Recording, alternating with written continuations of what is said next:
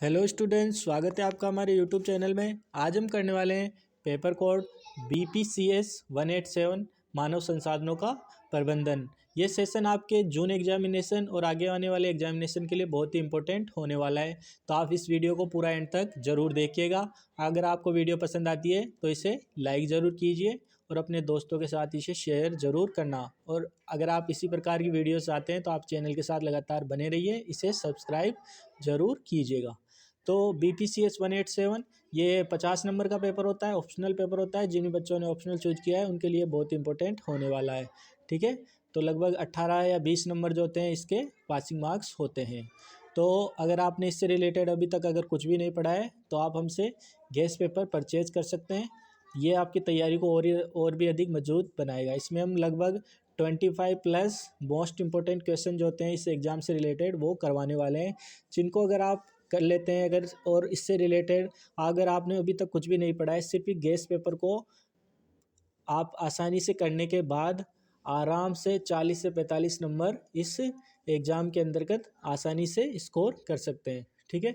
तो guest paper purchase करने के लिए आप सिंपली हमारी वेबसाइट है shop.hindustanknowledge.com, इस पर विजिट कर सकते हैं। इसका लिंक अपने डिस्क्रिप्शन में भी दिया हुआ है। यहाँ पर आप सिंपली सर्च बटन पर जाकर अपना पेपर कोड, जो भी पेपर कोड आपको चाहिए वो आप सिंपली टाइप कर सकते हैं, जैसे BPCS 187, ठीक है। तो इससे रिलेटेड जो भी कुछ भी गेस्ट पेपर हो जाएगा, यहाँ पर असाइनमेंट भी आपको मिल जाएंगे। तो गेस्ट पेपर पर आप सिंपली यहाँ पर क्लिक कर सकते हैं। तो गेस्ट पेपर पर जैसे ही आप क्लिक करेंगे तो यहाँ पर आपको बाय नाउ ऑप्शन मिल जाएगा। यहाँ पर आप सिंपली क्लिक करके इसे परचेज कर सकते हैं। अगर आप यहाँ पर किसी प्रकार की कोई क्वेरी हो रही है, आप यहाँ पर परचेज नहीं कर पा रहे हैं, तो आप हमारे व्हाट्सअप नंबर 9580023321 इन पर हमें सिंपली व्हाट्सअप मैसेज कर सकते हैं। ये हम आपको प्रोवाइड करा देंगे, ठीक है। तो आज का सेशन हम शुरू करते हैं। आज का पहला क्वेश्चन हो जाएगा, चयन की विभिन्न तकनीकों का वर्णन कीजिए। तो जैसे हम मानव संसाधन पढ़ रहे हैं, तो मानव संसाधन क्या होता है? मानव संसाधन होता है किसी भी कंपनी या संस्था के अंदर कार्य करने वाले जो व्यक्ति होते हैं, जो मनुष्य होते हैं, ह्यूमन होते हैं, वो उनको हम मानव संसाधन कहते हैं। और उनका किस प्रकार से प्रबंधन किया जाता है, उनसे रिलेटेड किस प्रकार के उन्हें कार्य दिए जाने चाहिए, उनकी भर्ती कैसे होनी चाहिए, उनको वेतन क्या मिलना चाहिए, किस प्रकार का एनवायरनमेंट वगैरह मिलना चाहिए, ये सब कुछ किसके अंतर्गत आ जाएगा? मानव संसाधनों के प्रबंधन के अंतर्गत आ जाएगा। एक HRM डिपार्टमेंट होता है हर कंपनी के अंतर्गत, जो कि ये सब कुछ देखता है, यानी मानव संसाधन प्रबंधन का कार्य करता है। तो देखते हैं पहला क्वेश्चन, चयन की विभिन्न तकनीकों का वर्णन कीजिए। तो चयन यानी सिलेक्शन वह प्रक्रिया है जिसके माध्यम से किसी भी संगठन में उपलब्ध पद के लिए उपयुक्त उम्मीदवार का चुनाव किया जाता है। सही व्यक्ति का सही पद पर चयन संगठन की सफलता के लिए बहुत महत्वपूर्ण होता है। इसलिए चयन के लिए विभिन्न तकनीकों का उपयोग किया जाता है ताकि योग्य, कुशल और ईमानदार कर्मचारी चुने जा सके, ठीक है। तो सिंपली हमें बताया कि चयन को किस प्रकार से बेहतर किया जाना चाहिए, ये सब कुछ हम इन विभिन्न तकनीकों के द्वारा देखेंगे। तो सबसे पहला पॉइंट क्या हो जाएगा? आवेदन पत्र यानी एप्लीकेशन फॉर्म। तो चयन की क्या है? पहली तकनीक है। उम्मीदवार से एक निर्धारित प्रारूप में आवेदन पत्र मांगा जाता है। जनरली हम देखते हैं इसे CV कहते हैं हम। आवेदन उससे रिलेटेड किसी भी पोस्ट से रिलेटेड एप्लीकेशन फॉर्म हमें सबमिट करना रहता है, ठीक है। एप्लीकेशन फॉर्म सबमिट करना रहता है, उसके साथ हमारी जो CV वगैरह होती है वो वहाँ पर अटैच करनी रहती है आवेदन पत्र के अंतर्गत। इसमें उसकी शैक्षिक योग्यता होती है, अनुभव होता है, कौशल, पता, आयु आदि की जानकारी ली जाती है। इससे नियोक्ता को, यानी जो भी कंपनी के अंदर जो भी HRA डिपार्टमेंट है, उसको उम्मीदवार की प्रारंभिक जानकारी मिलती है और अयोग्य उम्मीदवारों को छांटा जा सकता है। तो ये सबसे पहली स्टेज हो जाएगी इसकी, किसकी? भर्ती की सबसे पहली स्टेज क्या हो जाएगी? चयन की पहली स्टेज हो जाएगी। यहाँ पर उनके CV मंगाया जाएगा, उनसे एप्लीकेशन फॉर्म वगैरह भरवाया जाएगा। तो उसके आधार पर पहले जो भी अयोग्य जो भी उम्मीदवार होंगे, जो कि एलिजिबल नहीं हो पाएंगे, उस क्राइटेरिया के अंतर्गत नहीं आ पा रहे हैं, तो उनको पहले छांटा जाएगा। और उसके बाद में जो भी योग्य उम्मीदवार होते हैं उनको आगे की स्टेज के लिए बुलाया जाएगा। तो दूसरा पॉइंट क्या हो जाएगा? लिखित परीक्षा। तो लिखित परीक्षा के अंतर्गत हम देखते हैं कि लिखित परीक्षा के माध्यम से उम्मीदवार की ज्ञान क्षमता तार्किक शक्ति, भाषा कौशल और विषय से संबंधित समझ का परीक्षण किया जाता है। ठीक है, पहला स्टेज क्या हो जाएगा, पहला स्टेज सीवी वगैरह चेक किया जाता है, वो हो जाएगा। दूसरा स्टेज क्या हो जाएगा, लिखित परीक्षा, रिटन टेस्ट यहाँ पर लिया जाता है, जिससे उसकी ज्ञान क्षमता हो जाएगा, उसके अंतर्गत क्या क्या जो तार्किक शक्ति हो जाएगी, उसका भाषा कौशल क्या हो जाएगा, या फिर किसी इंपॉर्टेंट विषय के लिए जिसके लिए उसका चयन किया जाए उसमें उसकी समझ किस प्रकार है, ये सब कुछ इसमें चेक किया जाता है। अब लिखित परीक्षा के अंदर क्या हो जाएगा, बुद्धिमत्ता परीक्षण हो जाएगा, अभिरुचि परीक्षण, व्यक्तित्व प्रशिक्षण और उपलब्धि प्रशिक्षण। ये तकनीक बड़े संगठनों में बहुत ही अधिक उपयोगी होती है। तो दूसरा पॉइंट हो जाएगा लिखित परीक्षा। तीसरा पॉइंट हम देखते हैं साक्षात्कार। तो साक्षात्कार चयन की सबसे महत्वपूर्ण तकनीक है। इसमें उम्मीदवार और चयनकर्ता आमने सामने बातचीत करते हैं। साक्षात्कार मतलब सिंपली क्या हो जाएगा, इंटरव्यू इसके अंतर्गत आ जाएगा। ठीक है, अब साक्षात्कार के भी बहुत सारे प्रकार हो जाएंगे। इसके अंतर्गत क्या हो जाएगा, एक तो व्यक्तिगत साक्षात्कार हो सकता है, या फिर पैनल साक्षात्कार हो सकता है। उसके अंतर्गत 3-4 लोग होते हैं, वो एक पैनल के रूप में होकर उम्मीदवार का साक्षात्कार ले सकते हैं। तीसरा हो जाएगा संरक्षित साक्षात्कार, और चौथा हो जाएगा असंरक्षित साक्षात्कार। ठीक है, उसको एक विशेष फॉर्मेट के अंदर भी किया जा सकता है, या फिर उसे नॉर्मल फॉर्मेट में भी किया जा सकता है। इससे उम्मीदवारों की क्या होता है, उनके आत्मविश्वास, उनके व्यवहार, संचार कौशल और व्यक्तित्व का आकलन किया जाता है। चौथा पॉइंट हो जाएगा समूह चर्चा। समूह चर्चा यानी क्या होता है, इसे जीडी कह सकते हैं हम, जैसे ग्रुप डिस्कशन होता है। समूह चर्चा में कई उम्मीदवारों को एक विषय दिया जाता है और उनसे उस पर चर्चा करने को कहा जाता है। इससे नेतृत्व क्षमता, टीम भावना, विचार व्यक्त करने की क्षमता और समस्या समाधान कौशल का पता चलता है। ये तकनीक प्रबंधकीय है और उच्च पदों के लिए बहुत ही अधिक उपयोगी मानी जाती है।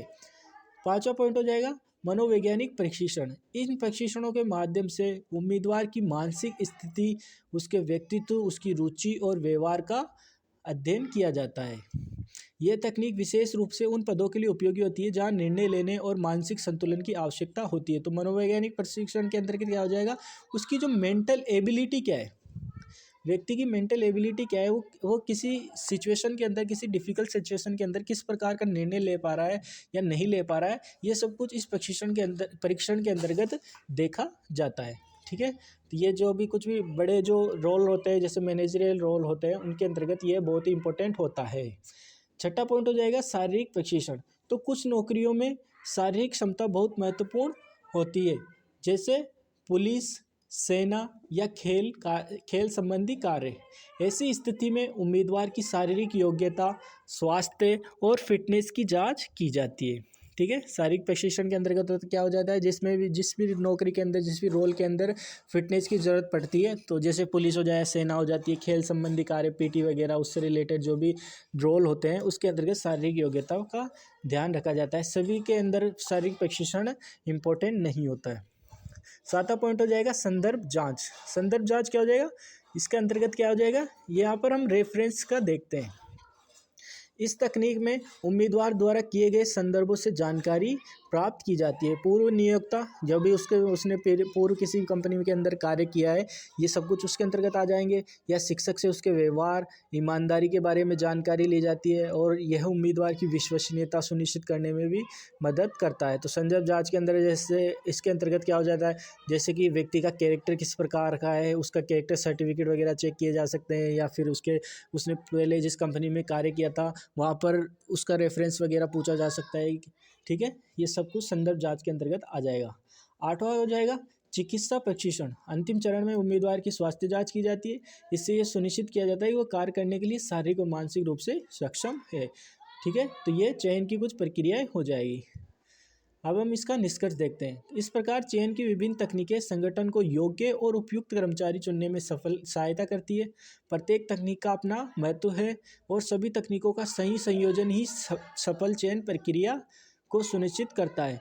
सही चयन से संगठन की कार्यक्षमता बढ़ती है और दीर्घकालीन सफलता प्राप्त होती है। तो ये सब कुछ क्या हो जाएगी, चयन की प्रक्रियाएं हो जाएगी। अगला क्वेश्चन हम देखते हैं, मनोवैज्ञानिक अनुबंध को स्पष्ट कीजिए। अनुबंध क्या हो जाएगा, अनुबंध यानी कि इससे ये लगभग एक, हम उसे कह सकते हैं, एक कॉन्ट्रैक्ट की तरह होता है। तो मनोवैज्ञानिक अनुबंध को स्पष्ट कीजिए। तो सबसे पहले देखते हैं मनोवैज्ञानिक अनुबंध आखिरकार होता क्या है। तो मनोवैज्ञानिक अनुबंध से आशय है कर्मचारी और संगठन यानी कंपनी के बीच उन अलिखित, यहाँ पर क्या हो जाएगा, अलिखित उम्मीदों और विश्वासों से है जो एक दूसरे से रखते हैं। तो क्या हो जाएगा, मनोवैज्ञानिक अनुबंध। तो ये कॉन्ट्रैक्ट की तरह रहेगा, लेकिन ये मनोवैज्ञानिक रूप से रहेगा, यानी कि कर्मचारी और संगठन के बीच में अलिखित रूप से रहेगा। ये एक उम्मीद और विश्वास पर टिका हुआ माध्यम है, जिससे कि क्या हो जाएगा, यहाँ पर कंपनी और कर्मचारी एक दूसरे से किस प्रकार की आशा रखते हैं, ये सब कुछ मनोवैज्ञानिक अनुबंध के अंतर्गत आ जाएगा। यह कोई लिखित या कानूनी समझौता नहीं होता, बल्कि ये मानसिक और भावनात्मक स्तर पर बना संबंध होता है। एक तो कॉन्ट्रैक्ट होता है जिसके अंदर सैलरी वगैरह सब कुछ वो लिखा होता है, एक मनोवैज्ञानिक अनुबंध भी होता है जिसके अंतर्गत कर्मचारी और संगठन मानसिक रूप से एक दूसरे से किस प्रकार से आशा रखते हैं, किस प्रकार की उम्मीद रखते हैं, किस प्रकार से उनके अंदर विश्वास वगैरह डेवलप होता है, ये सब कुछ मनोवैज्ञानिक अनुबंध हो जाएगा। तो जब कोई कर्मचारी किसी संस्था में काम शुरू करता है तो वह यह उम्मीद रखता है कि उसे सम्मान मिले, उसे उचित वेतन मिले, उसकी सुरक्षा मिले, प्रशिक्षण या फिर ट्रेनिंग मिले, पदोन्नति मिले, प्रमोशन मिले, इन सब के अवसर उसे मिलेंगे। तो ये सब कुछ एक कर्मचारी के तरह उम्मीद रखता है। दूसरी ओर हम देखते हैं कि संस्था से यह अपेक्षा करती है कि कर्मचारी क्या होता है, ईमानदारी से काम करेगा, नियमों का पालन करेगा, संगठन के लक्ष्यों को पूरा करने में योगदान रहेगा। तो ये दोनों पार्टी जो हो जाएगी, कर्मचारी और संगठन दोनों पार्टी हो जाएगी, ये एक दूसरे से उम्मीद रखेंगे। तो इन आपसी उम्मीदों को ही मनोवैज्ञानिक अनुबंध कहा जाता है, और इनका सही रूप से पालन किया जाए या फिर एक दूसरे सही, जो कंपनी रहेगी या फिर जो कर्मचारी रहेगा वो एक दूसरे की उम्मीदों पे खरा रहेगा, तो यह बहुत ही बेहतर रहेगा पूरे संस्थान के लिए और व्यक्ति के लिए भी। तो मनोवैज्ञानिक अनुबंध की परिभाषा, जैसे कि हमने ऊपर पढ़ा है, मनोवैज्ञानिक अनुबंध वह अनौपचारिक संबंध है जो कर्मचारी और नियोक्ता यानी कंपनी के बीच पारस्परिक अपेक्षाओं, विश्वास और जिम्मेदारियों पर आधारित होता है। ये कानूनी अनुबंध से अलग होता है क्योंकि इसे लिखित रूप से नहीं बनाया जाता, बल्कि ये व्यवहार और अनुभव से विकसित होता है। अब मनोवैज्ञानिक अनुबंध की विशेषताएं क्या क्या है। सबसे पहले हम देखते हैं कि यह अलिखित होता है, अलिखित और अनौपचारिक। यह किसी कागज पर नहीं लिखा होता है, विश्वास पर आधारित होता है, यानी इसका आधार आपसी भरोसा होता है। गतिशील या डायनेमिक होता है, समय और परिस्थितियों के अनुसार ये बदल सकता है। व्यक्तिगत अनुभव पर आधारित, हर कर्मचारी का अनुभव अलग अलग हो सकता है। भावनात्मक संबंध, इसमें भावनाएं और संतुष्टि का महत्वपूर्ण स्थान होता है। तो ये सब कुछ इसकी क्या हो जाएगी, विशेषताएं हो जाएगी। हम देखते हैं मनोवैज्ञानिक अनुबंध के प्रकार किस प्रकार से हो सकते हैं। पहला क्या हो जाएगा, लेन देन आधारित। तो इसमें मुख्य रूप से वेतन और कार्य के बदले काम का संबंध होता है। यह अल्पकालिक और सीमित होता है, यानी कि व्यक्ति के अंतर ये अनुबंध किस प्रकार का हो जाएगा, ये सिंपली हो जाएगा कि व्यक्ति जो होता है वह पैसों के लिए कार्य कर रहा है, सिंपली ये अनुबंध इस पर टिका रहता है। दूसरा हो जाएगा संबंध आधारित। तो संबंध आधारित के अंतर्गत क्या हो जाएगा, इसमें दीर्घकालिक संबंध, निष्ठा, सुरक्षा और आपसी सहयोग शामिल होते हैं। ये भावनात्मक जुड़ाव पर भी आधारित होता है। संबंध आधारित क्या हो जाएगा, जैसे कि हमने पहले देखा लेन देन आधारित, उसके अंतर्गत सिर्फ वो पैसे से रिलेटेड या फिर किसी प्रकार का जो भी प्राइस वगैरह होता है उससे रिलेटेड ही रहेगा। लेकिन संबंध आधारित क्या हो जाएगा, ये एक दीर्घकालिक रहेगा। व्यक्ति को, कर्मचारी को एक दूसरे पर पूरी तरह से भरोसा रहेगा, ये एक दूसरे का सहयोग करेंगे, उसके अंदर बेहतर संबंध होंगे। अब मनोवैज्ञानिक अनुबंध का महत्व क्या क्या है, ठीक है। मनोवैज्ञानिक, इसका पहला हम देखते हैं, कर्मचारी संतुष्टि बढ़ाता है। जब अपेक्षाएं जो होती है कर्मचारी की, उसकी जो उम्मीदें होती है वो पूरी होती है तो कर्मचारी खुश और संतुष्ट रहते हैं। दूसरा क्या हो जाएगा, कार्य प्रदर्शन में सुधार। संतुष्ट कर्मचारी अधिक मेहनत और लगन से काम करते हैं।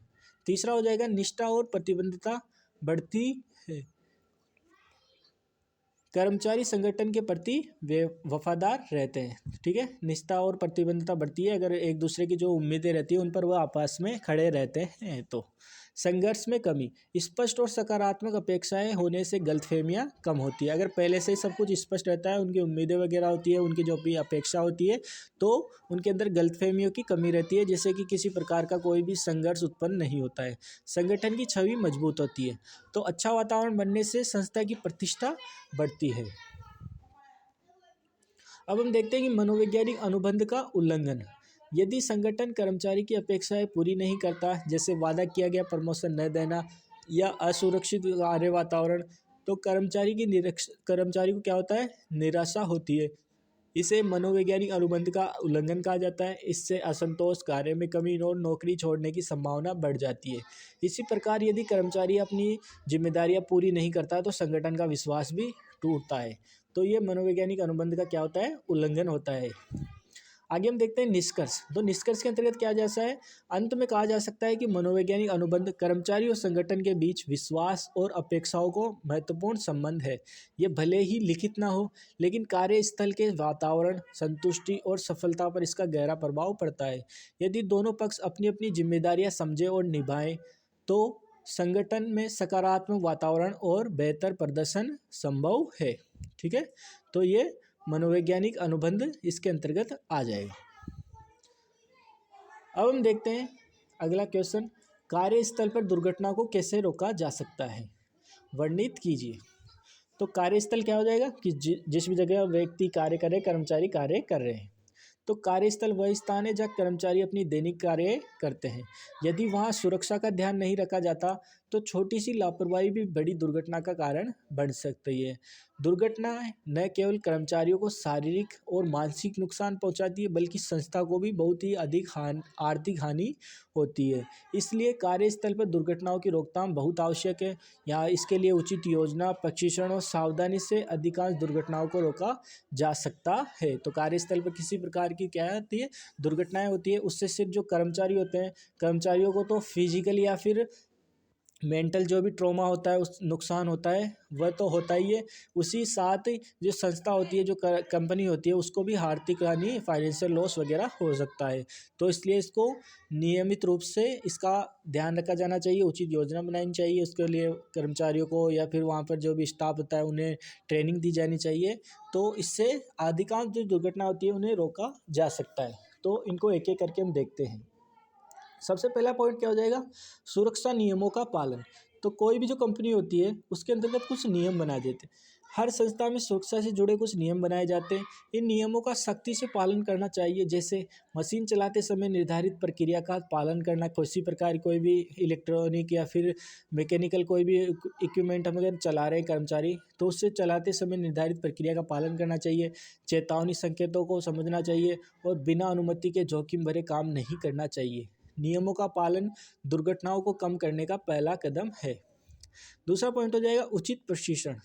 तो इसके अंतर्गत हम देखते हैं कि कर्मचारियों को काम शुरू करने से पहले सही प्रशिक्षण दिया जाना चाहिए, यानी उन्हें ट्रेनिंग जो होती है वह अच्छी तरह से दी जानी चाहिए। उनकी जो ट्रेनिंग होती है वो बेहतर होनी चाहिए। मशीनों और उपकरणों और रसायनों का सही उपयोग सिखाना जरूरी है। नए कर्मचारियों के साथ साथ पुराने कर्मचारियों को भी समय समय पर सुरक्षा प्रशिक्षण दिया जाना चाहिए। जैसे कि नए कर्मचारियों को तो हम देते ही हैं प्रशिक्षण, उसके साथ साथ जो पहले वाले कर्मचारी होते हैं, जो कार्य कर रहे होते हैं, उनको भी समय समय पर जो भी उनका प्रशिक्षण है उसको अपडेट किया जाना चाहिए। उन्हें नया प्रशिक्षण देते रहना चाहिए। इससे वे संभावित खतरों को पहचान सकेंगे और सावधानी बरत सकेंगे। ठीक है, ये दूसरा पॉइंट हो जाएगा। तीसरा पॉइंट क्या हो जाएगा, सुरक्षा उपकरणों का उपयोग। तो कार्यस्थल पर हेलमेट, दस्ताने, सुरक्षा जूते, मास्क, गॉगल्स आदि सुरक्षा उपकरण उपलब्ध कराए जाने चाहिए। कर्मचारियों को इनका नियमित उपयोग करना चाहिए। उदाहरण के लिए हम देखते हैं कि निर्माण स्थल पर हेलमेट पहनना अनिवार्य है, होना चाहिए। सुरक्षा उपकरण दुर्घटनाओं के प्रभाव को कम करते हैं। तो किसी प्रकार का जो भी कार्य हो रहा है वहाँ पर, उससे रिलेटेड वहाँ पर सेफ्टी इक्विपमेंट का उपयोग होना बहुत ही जरूरी है। साफ सफाई और व्यवस्थित वातावरण। तो यहाँ पर गंदगी, फिसलन, बिखरे तार, औजार दुर्घटना का कारण बन सकते हैं। इसलिए कार्यस्थल को कैसा रखना चाहिए, साफ रखना चाहिए और व्यवस्थित रहना चाहिए। फर्श सूखा होना चाहिए, रास्ते खुले होने चाहिए, अनावश्यक सामान हटाया जाना चाहिए। साफ सफाई से गिरने और फिसलने की घटनाएं कम होती हैं। पांचवा पॉइंट हम देखते हैं कि मशीनों का नियमित रूप से रखरखाव। तो मशीनों और उपकरणों की समय समय पर जांच और मरम्मत करनी चाहिए। खराब या पुरानी मशीनें दुर्घटना का बड़ा कारण बनती है। यदि किसी मशीन में खराबी दिखे तो तुरंत उसे बंद कर मरम्मत करानी चाहिए। नियमित निरीक्षण से बड़ी दुर्घटनाओं को रोका जा सकता है। तो यहाँ पर जो भी प्रकार की जो भी मशीन है, मैकेनिकल इक्विपमेंट या इलेक्ट्रॉनिक इक्विपमेंट है, उनको नियमित रूप से टाइम टू टाइम उनका रखरखाव किया जाना चाहिए। छठा पॉइंट हम देखेंगे आपातकालीन व्यवस्था। तो कार्यस्थल पर प्राथमिक उपचार यानी फर्स्ट एड की सुविधा होनी चाहिए, अग्निशामक यंत्र होना चाहिए, वहाँ पर आपातकालीन निकास द्वार होना चाहिए, इमरजेंसी एग्जिट होना चाहिए, चेतावनी अलार्म होना चाहिए, उसकी व्यवस्था बहुत ही आवश्यक है। कर्मचारियों को यह भी सिखाया जाना चाहिए कि आग या अन्य आपात स्थिति में क्या करना है। सही समय पर सही कदम उठाने से जान माल की हानि कम होती है। तो उन्हें आपातकालीन स्थिति के अंदर ट्रेनिंग दी जानी बहुत ही आवश्यक है। सातवां पॉइंट हम देखते हैं मानसिक और शारीरिक स्वास्थ्य का ध्यान।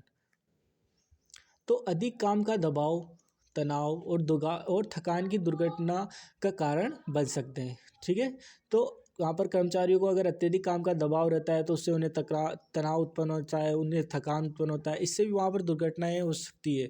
तो कर्मचारियों को पर्याप्त विश्राम देना चाहिए, उन्हें उचित कार्य समय दिया जाना चाहिए, स्वस्थ वातावरण देना चाहिए, संतुलित भोजन और नियमित स्वास्थ्य जाँच भी जरूरी है।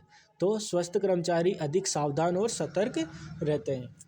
आठवां पॉइंट हम देखते हैं प्रबंधन और कर्मचारियों का सहयोग। सुरक्षा केवल सिर्फ प्रबंधन या फिर जो संस्था है उसी की जिम्मेदारी नहीं है, बल्कि कर्मचारियों की भी जिम्मेदारी है, उनका भी कर्तव्य है। दोनों के बीच सहयोग और संवाद होना चाहिए, दोनों के बीच आपसी सहयोग होना चाहिए और दुर्घटनाओं से रिलेटेड वहाँ पर लगातार संवाद होता रहना चाहिए, कम्युनिकेशन होता रहना चाहिए। यदि कोई खतरा दिखाई दे तो तुरंत सूचना देनी चाहिए। संयुक्त प्रयास से ही सुरक्षित कार्यस्थल बनाया जा सकता है। ठीक है, अब हम निष्कर्ष देखते हैं। निष्कर्ष में हम कह देते हैं कार्यस्थल पर दुर्घटनाओं को पूरी तरह समाप्त करना कठिन हो सकता है, लेकिन सही योजना बनाना या प्रशिक्षण, सुरक्षा उपकरण, साफ सफाई और सहयोग से उन्हें काफ़ी हद तक रोका जा सकता है। सुरक्षा के प्रति जागरूकता और जिम्मेदारी का भाव भी दुर्घटना मुक्त कार्यस्थल की कुंजी है। यदि सभी लोग मिलकर सुरक्षा नियमों का पालन करें तो कार्यस्थल सुरक्षित और सुखद बनाया जा सकता है। ठीक है, अगला क्वेश्चन देखते हैं यौन उत्पीड़न व्यवहार की व्याख्या कीजिए। यौन उत्पीड़न को रोकने के उपाय और यौन उत्पीड़न के विरुद्ध कानून को स्पष्ट कीजिए। तो सबसे पहले हम देखेंगे कि आखिरकार ये यौन उत्पीड़न होता क्या है। तो यौन उत्पीड़न यानी सेक्सुअल हरासमेंट वह अवांछित व्यवहार है जो किसी व्यक्ति की गरिमा, उसकी डिग्निटी, उसके सम्मान और सुरक्षा को ठेस पहुंचाता है। तो सेक्सुअल हरासमेंट सिंपली क्या हो जाएगा, किसी व्यक्ति की जो डिग्निटी होती है, उसका जो सम्मान होता है, उसकी सुरक्षा होती है, उसे किसी प्रकार का नुकसान या ठेस पहुंचाया जाता है, यही यौन उत्पीड़न या सेक्सुअल हरासमेंट होता है। ये व्यवहार शब्दों से किया जा सकता है, इशारों, स्पर्श या किसी अन्य माध्यम से किया जा सकता है। जब कोई व्यक्ति बिना सहमति के किसी के प्रति यौन संबंधी टिप्पणी करता है, संकेत करता है, किसी प्रकार के इशारे करता है, उन्हें गलत जगह छूता है या दबाव डालता है, तो वह यौन उत्पीड़न कहलाता है। तो सिंपली हमें ये ध्यान रखना भी जरूरी है कि यौन उत्पीड़न केवल महिलाओं के साथ ही नहीं बल्कि पुरुषों और बच्चों के साथ भी हो सकता है। इसमें अधिकतर आखिरकार हम देखते हैं कि अधिकता जो होती है वो महिलाओं के साथ ये देखा जाता है, लेकिन इसमें कुछ केसेस के अंदर पुरुषों और बच्चों के साथ भी यौन उत्पीड़न लगातार देखा जाता है। ये घर, कार्यस्थल, स्कूल, कॉलेज, सार्वजनिक स्थानों या ऑनलाइन माध्यम, सोशल मीडिया पर भी हो सकता है। ठीक है, घर पर भी हो सकता है, जहाँ पर कर्मचारी कार्य करें वहाँ पर भी हो सकता है, स्कूल, कॉलेज या फिर किसी सार्वजनिक स्थान पर, सोशल मीडिया वगैरह पर भी हम देखते हैं विभिन्न प्रकार की भद्दी टिप्पणियाँ की जाती है व्यक्तियों पर, तो वहाँ पर भी ये हो सकता है। यौन उत्पीड़न के कुछ सामान्य रूप इस प्रकार है। ठीक है, इनके कुछ सामान्य रूप है। पहला ये है अश्लील या दो अर्थी बातें करना, या फिर क्या बोलते हैं, अश्लील बातें की जा सकती है या फिर दो अर्थी यानी डबल मीनिंग बातें की जाती है, यह भी एक इसका प्रकार है, इसका रूप है। दूसरा क्या हो जाएगा, गलत नज़रों से देखना या इशारे करना। तीसरा हो जाएगा बिना अनुमति छूना या पकड़ना, अश्लील संदेश भेजना, फोटो या वीडियो भेजना। नौकरी या लाभ के बदले यौन संबंध की मांग करना। कार्यस्थल पर हम देखते हैं कि सबसे ज़्यादा ये, जैसे हमने मानव संसाधन प्रबंधन हमारा टॉपिक है, तो उसके अंतर्गत हम देखते हैं कि कार्यस्थल पर सबसे ज़्यादा नौकरी या लाभ के बदले में जो सीनियर कर्मचारी होते हैं, बॉस वगैरह होते हैं, वो यौन संबंध बनाने की मांग करते हैं। बार बार मिलने या संबंध बनाने के लिए दबाव डालना, ये सब कुछ क्या हो जाएंगे, यौन उत्पीड़न के कुछ सामान्य रूप हो जाएंगे। अब यह व्यवहार पीड़ित व्यक्ति में किस प्रकार का डर, तनाव, श्रम और असुरक्षा की भावना पैदा करता है। तो ये यौन उत्पीड़न जो होता है, ये जो अनुचित यौन व्यवहार जो होता है, ये व्यक्ति के अंदर डर भी पैदा करता है, उनके अंदर तनाव पैदा करता है, उनके अंदर शर्म पैदा करता है और असुरक्षा की भावना पैदा करता है। इससे व्यक्ति का आत्मविश्वास बहुत ही कम हो सकता है और मानसिक स्वास्थ्य पर बुरा प्रभाव पड़ सकता है। अब हम देखते हैं कि यौन उत्पीड़न को रोकने के उपाय। तो यौन उत्पीड़न को रोकने के लिए समाज, परिवार और संस्थाओं को मिलकर प्रयास करना चाहिए। इसके कुछ प्रमुख उपाय निम्नलिखित है। पहला क्या हो जाएगा, जागरूकता और शिक्षा। सबसे पहला इंपॉर्टेंट पॉइंट तो क्या हो जाएगा कि ये आखिरकार यौन उत्पीड़न होता क्या रहेगा, इससे किस किस प्रकार के नुकसान हो रहे हैं, क्या क्या हानियाँ हो रही है, ये सब कुछ के बारे में आम जनमानस को, बच्चों को, बड़ों को, सबको इसके बारे में जागरूकता प्राप्त की जानी चाहिए। सबके लिए इसके रिलेटेड किस प्रकार के जो सुरक्षा मेजरमेंट होते हैं वो उससे रिलेटेड सारी प्रकार की जानकारियाँ उपलब्ध कराई जानी चाहिए। जैसे स्कूल, कॉलेज और कार्यस्थल पर यौन उत्पीड़न के बारे में जानकारी दी जानी चाहिए और ये लगातार कई प्रयासों के द्वारा दी भी जाती है। लोगों को यह सिखाया जाना चाहिए कि कौन सा व्यवहार गलत है और इसके क्या परिणाम हो सकते हैं। जैसे कि हम बहुत बार देखते हैं कि सोशल मीडिया पर बहुत प्रकार की वीडियोज़ आती है जिसके अंदर टीचर्स जो होते हैं वो बच्चों को सिखाते हैं कि जो इम्प्रॉपर टच होता है वो किस प्रकार से होता है, गलत होता है, और बच्चों को उसके लिए कभी भी राजी नहीं होना चाहिए। सख्त नियम और नीति। हर संस्था में स्पष्ट नियम होने चाहिए और यौन उत्पीड़न को बर्दाश्त नहीं किया जाएगा।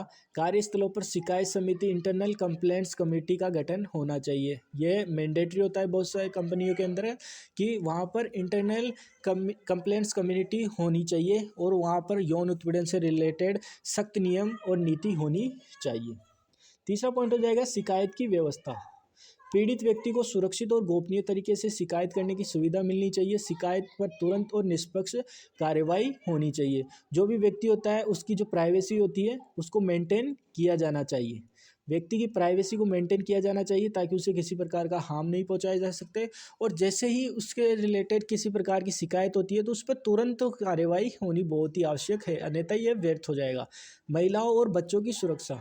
सार्वजनिक स्थानों पर सीसीटीवी, हेल्पलाइन नंबर और पुलिस सहायता की व्यवस्था मजबूत होनी चाहिए। परिवारों को भी बच्चों को अच्छा और बुरा स्पर्श के बारे में सिखाना चाहिए। पांचवा पॉइंट हो जाएगा सामाजिक दृष्टिकोण में बदलाव।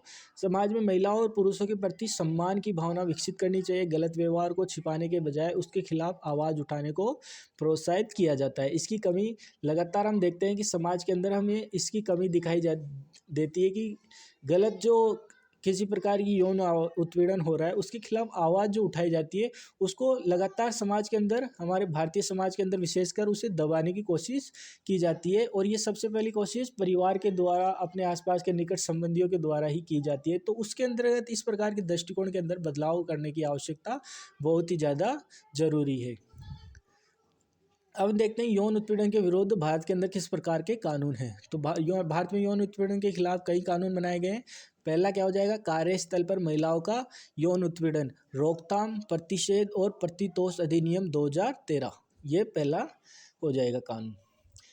अब ये कानून क्या बताया जाता है, ये कानून कार्यस्थल पर यानी किसी कार्यस्थल पर कंपनी के अंदर आदि के अंदर महिलाओं को यौन उत्पीड़न से सुरक्षा प्रदान करता है। इसके अनुसार 10 या अधिक कर्मचारियों वाली हर संस्था में आंतरिक शिकायत समिति, जैसे कि हमने पहले पढ़ा था, इंटरनल कंप्लेंट्स कमेटी होती है, उसको बनाया जाना आवश्यक होता है। किसी भी कंपनी के अंतर्गत यदि 10 या उससे ज़्यादा जो भी कर्मचारी होते हैं वो कार्य कर रहे हैं तो वहाँ पर इंटरनल कंप्लेंट्स कमेटी या आंतरिक शिकायत समिति का होना बहुत ही आवश्यक है, और उसके अनुसार शिकायतों पर कार्य और त्वरित कार्यवाही की जानी बहुत ही जरूरी है। दूसरा जाएगा भारतीय दंड संहिता आईपीसी। भारतीय दंड संहिता की धारा 354, 354A, 354D आदि के तहत छेड़छाड़, पीछा करना या स्टॉकिंग करना अश्लील व्यवहार अपराध माने जाते हैं। दोषी पाए गए पर व्यक्ति पर जुर्माना और जेल की सजा हो सकती है। तीसरा हो जाएगा protection of children from sexual offences act, POCSO act 2012। तो ठीक है, तो ये तो आपको बहुत ही जरूरी है कि आपको ये रिमेंबर रखना चाहिए। पॉक्सो एक्ट, ये कानून बच्चों को यौन अपराधों से सुरक्षा देता है। इसके अंतर्गत बच्चों के साथ किसी प्रकार का यौन दुर्व्यवहार गंभीर अपराध माना जाता है और कड़ी सजा का प्रावधान है। पॉक्सो एक्ट के अंतर्गत बहुत ही कड़ी सजा का प्रावधान है। तो इसके अंतर्गत यदि आपको भारतीय दंड संहिता अगर याद नहीं आ रहा है तो लेकिन कोशिश कीजिए कि आप ये कार्यस्थल पर महिलाओं का यौन उत्पीड़न अधिनियम 2013 और पॉक्सो एक्ट को जरूरी मेंशन कीजिए। इससे निष्कर्ष में हम देखते हैं यौन उत्पीड़न एक गंभीर सामाजिक समस्या है जो व्यक्ति की गरिमा और अधिकारों का उल्लंघन करती है। इसे रोकने के लिए यहाँ पर जागरूकता, सख्त कानून और सामाजिक सहयोग आवश्यक है। यदि हम मिलकर सम्मान और समानता की भावना को अपनाएं तो इस समस्या को काफ़ी हद तक कम किया जा सकता है। तो ये हमने देखा BPCS 187, ठीक है। इससे रिलेटेड हमने कुछ इंपॉर्टेंट क्वेश्चन देखे थे। तो अगर इससे रिलेटेड अगर आपको किसी प्रकार की कोई भी क्वेरी है या फिर आप गैस पेपर वगैरह परचेज करना चाहते हैं तो आप हमारे व्हाट्सअप नंबर 9580023321 इन पर सिंपली आप हमें व्हाट्सअप मैसेज कर सकते हैं। Okay, thank you.